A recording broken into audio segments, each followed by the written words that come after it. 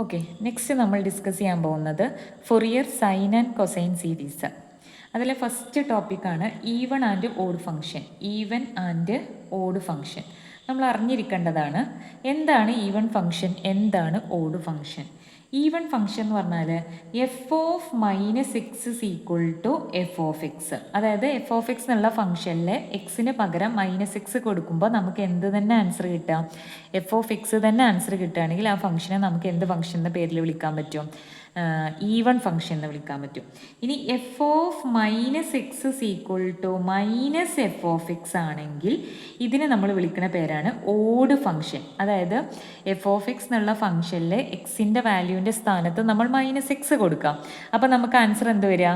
Minus f of X കിട്ടുക. അങ്ങനെ ആകുമ്പോൾ ഈ ഫംഗ്ഷനെയാണ് നമ്മൾ എന്ത് ഫംഗ്ഷൻ എന്ന് വിളിക്കുന്നത്?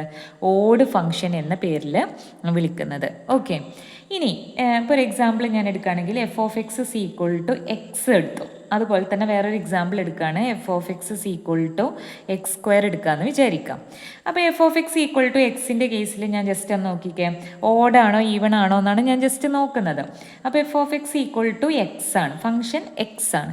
അപ്പോൾ എന്താ ചെയ്യാൻ പറഞ്ഞത്? എഫ് ഓഫ് മൈനസ് എക്സ് എടുക്കാനാണ് പറഞ്ഞത്. അതായത് എക്സ് കാണുന്നിടത്തൊക്കെ മൈനസ് എക്സ് കൊടുക്കുക. അപ്പോൾ നമുക്ക് ആൻസർ എന്താ വരിക? എക്സ് കാണുന്നിടത്ത് മൈനസ് എക്സ് കൊടുക്കുമ്പോൾ മൈനസ് എക്സ്. അതായത് ഈ മൈനസ് എക്സ് എന്ന് പറയുന്ന സാധനം മൈനസ് എഫ് ഓഫ് എക്സ് എന്നല്ലേ? Minus already F of minus X കൊടുത്തപ്പോൾ ഉള്ളത്.